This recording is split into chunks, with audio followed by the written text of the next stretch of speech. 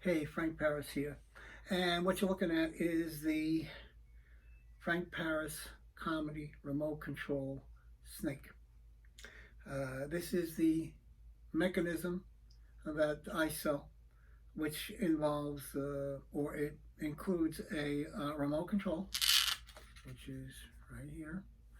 And it also includes a rechargeable power pack, easily repurchased from Amazon or eBay, that kind of thing. The transmitter receiver, the transmitter is here. The receiver is up here in this small little uh, enclosure, and it is got a very small footprint, which is nice because if you want to take some of the remote controls from old technology and take a look at them, you'll find that you will have a problem trying to transport this with you. Okay, they have bigger boxes and that kind of thing. And if you want to put it in a small enclosure, you may have a problem also. But I have tried to make this as small as possible so that any enclosure, like a wine carafe or a wine box, or that opens from the top actually, or any kind of enclosure, a small basket, that kind of thing, would work really nice to hide the snake. Okay, and there is Velcro on the snake's bottom of his chin. There is an on-off switch. When I turn this on, let me see if I can do that. There we go. When I turn this on and I hit the up button, the snake comes up with a card. So the Velcro is on here. I overdid it with the Velcro. I mean, I could have just put a thin white piece of Velcro, double stick Velcro or stick-em Velcro on just the white part. But I always err on the side of caution. When the card comes up, people are really not looking at the force card comes up. They're not really looking at the white. The white of the card. They're looking at the card itself. Okay, so and you can have two, three, four, five different cards in here in the card. The snake can come down and come back up and pick up another card. Maybe this is just a white erasable card. They sell these white erasable cards on Amazon. They're card size so that you can put the card coming up saying, well, the snake is not doing a trick now. It's not going to look for your card because you picked the card and we put the deck inside of the enclosure where the snake is, and he's hungry and he doesn't want to pick up the card. So now you have this white erasable card that could have on it, I'm hungry, please feed me first before I do the trick, or I don't remember how to do this trick, or something. You could have it 4 or 5 times going up and down. You could also, when you're doing a kid's show, have the remote control on a clipboard, okay? And you're just going through your notes to see what trick you're going to do next, or how to do the snake trick with your pet snake. And the snake comes up, okay, while your back is turned. And of course the kids are going to yell, oh, the snake is coming up. I said, no, he's sneaking. He's sleeping. He's not awake. He's not awake. Okay, no. And as you turn around, of course, you make the snake with the remote control on your clipboard. You push the down button, of course, and it goes down, and you don't see the snake, okay, because it's in the enclosure. And then when you turn around, of course, he comes back up, that kind of thing. You can do that back and forth banter with your kid shows for as long as you like, and then eventually what's going to happen is you're going to do the trick where the card that they had selected comes up and it's the right card. So obviously if you don't know how to force a card, there's so many places on eBay, on YouTube for you to learn how to force a card. So I mean, basically this is a really nice prop. The Kyber Cobra by Viking Collectors Workshop is no longer made. That prop, I have one of those. I've had a number over the years, and I repaired those for people who have them, who have gotten some problems with theirs. And it is the ultimate version. What I've done with my unit, this unit right here, is I put it into an enclosure, a basket, and in the basket I have a a card shooter, a card cascade shooter. You can get these on eBay or Amazon. I would stay with eBay on them because they're cheap on eBay for about, excuse me, $35 or $40, and they will shoot cards out of whatever enclosure you have them in, and you can Velcro that inside of your basket or your box or your garbage can or whatever you use as an enclosure for your snake. And of course, while he's looking for the card, he could be shooting out cards and making a mess of itself. And then of course you could get one of these pocket smoke machines. They're very hard to come by these days, but magicians use them a lot of times as a gag. They turn the thing on, and of course smoke comes out of their breast pocket, and they say, oh, this is my smoking jacket. I don't know how apropos that is for today, but again, that smoke machine could be Velcroed inside of your basket or your enclosure, your box, or whatever you want to call it, your garbage can, and of course you start smoking and you say, no smoking, okay, this is a smokeless free environment, blah, blah, blah, that kind of thing. And you can go into a whole smoking thing, you should be smoking and blah, blah, blah. So those are some of the things and some of the routines that I've used over the years with the snake. Now, with the Kyber Cobra, you got an extra snake. You don't need an extra snake. You got a snake, it says wild snake in basket. You got a sign that says that. And the anticipation for that particular snake, seeing the snake is going to be quite evident by your children's show audience. And so you don't need a second snake to show them, okay? The routine with the Kyber Cobra was you had this pet puppet snake that you threw in the basket, and of course it came up using this mechanism and that kind of thing. After you threw the deck of cards in there, and you told the snake to go look for the cards, and that kind of thing. So I'm digressing here, but all of these little things are pointers and development routine techniques that I've learned over the years by looking at other performers using a snake in a basket and that kind of thing. The snake in the basket, the remote control snakes, there are a few manufacturers out there making them. They are using a motorized mechanism that is very noisy. I spend a lot of money and I buy a motorized mechanism that is top grade. And this one is quiet. Doesn't sound too quiet, I know, but when you're in an audience and there's a bunch of kids screaming and yelling, they won't hear this. And it's really the quietest motorized mechanism you can buy in order to add to this particular prop to make this prop.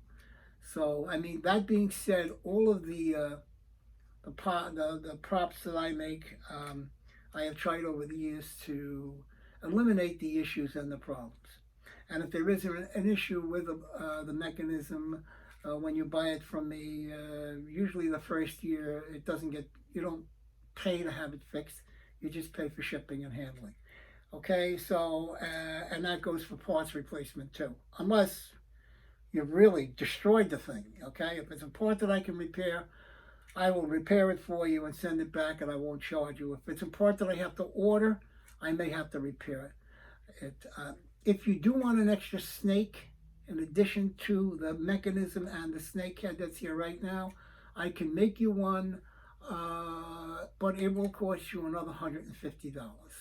And the reason for that is these heads are very hard to make, and I've got to add the material, and I've got a seamstress that sews the snake, the extra snake. Let me just go off camera for a second to show you. I have a customer who has ordered an extra snake so he can stick the extra snake into a basket. And again, this is another $150 if you want this piece in addition to the $495 for the snake. There is nobody making them like this today, and I can fairly brag about that. They're not making this particular style. This style that you see right here goes up and down. Some of the styles that I've seen are jumping out of the basket and that kind of thing, so that you have very little byplay. You've got one little routine that somebody goes near the snake and it pops out and scares them and startles them, and that's it. You can't take the snake and make him come up and go back down with a card in his mouth saying, I'm not doing a trick till I get fed. Maybe you throw a banana in the basket. All those things enhance the trick, that spreads the trick out to maybe 8 or 10 minutes or 7.5 minutes, that kind of thing. Kids have a very short attention span, so you want to keep this particular routine down to 5 or 6 or 8 minutes. Okay, and then you'll find that this particular effect, when you add the smoke and the smoke, or you add the other effects that I've mentioned to it, like the cards coming up and down, and the erasable cards with little signs on them and that kind of thing. And then finally, the last card that comes up is their chosen card. All of those things add and enhance the particular routine that you're doing. And, instead of carrying 25 props with you to a kid's magic show, you carry 7 or 8 or maybe 10, and you get that extra 3 or 4 or 5 minutes in there.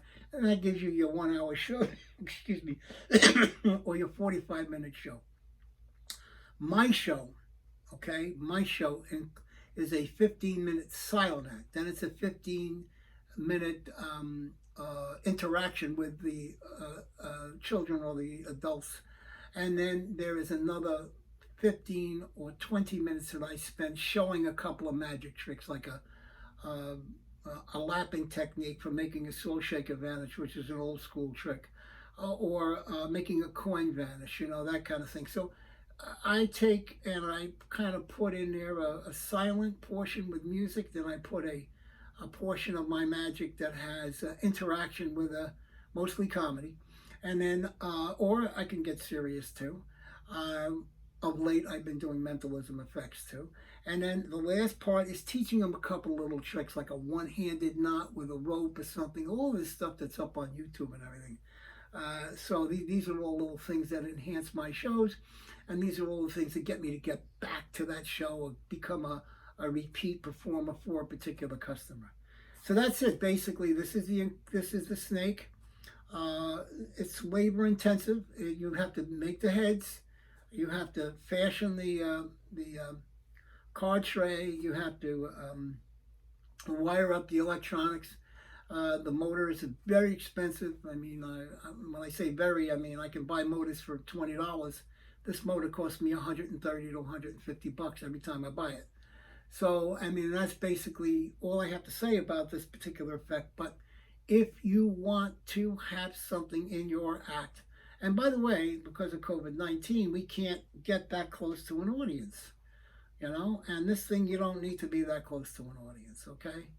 You can hand them a deck of cards, or you could have a deck of cards in a plastic bag, and you can spray it and then hand it to them and have them open it up and pick a card, okay, from a one-way deck, or you can actually have them select a card with a mask on, and you can be wearing a mask. I mean, whatever we're going to be able to do when we get back to phase 3 or phase 4 of this COVID crisis is what we're going to do in order to make money, to do shows. I spend most of my time building. I don't do that many shows anymore. I do some lectures online, but for the most part, you guys out there, you people who are out there, professional performers, are going out there, and you're working, and you're going to have to go back and try to get work, and it may take 2, 3, maybe 4 years. In addition to everything that I said, I wish you a lot of luck in your future endeavors, magicians and artists and entertainers and that kind of thing. And this could also be used in a ventriloquism kind of thing too. So I don't claim to be an expert when it comes to kid shows, but I've done my fair share, and I think that this is one of those props that you will like, you will use, and you will carry with you. And it's got a small footprint. Look at how small it is. It's not that big. And you just drop this in your enclosure, whatever it is. You could even, if you're going to a party or something, you could even use one of the wastebaskets there. You don't even have to bring a wastebasket. Maybe they got a wastebasket you can borrow that's a little bit taller than, say, 14 inches, maybe 15 inches, that kind of thing. Or keep something in your trunk. Just have that in the trunk every time you go out. Anyway, Frank Paris over and out. I hope I was informed by this, and the effect is really cool, and I think you're going to like it. And you get a charger with this too, by the way. And of course, you would remove the two clips here that power the unit, and then just put the red and the black clamps onto the battery and charge it overnight or 3 or 4 hours or 5 hours, and you'll get a lot of shows out of this battery. And again, this battery is very easy to buy up on eBay and on Amazon. Okay. Anyway, Frank Paris over and out. I mean it really. This time I'm gone. Take it easy. Thank you, and be safe, and good luck in your future endeavors as a magician or an entertainer.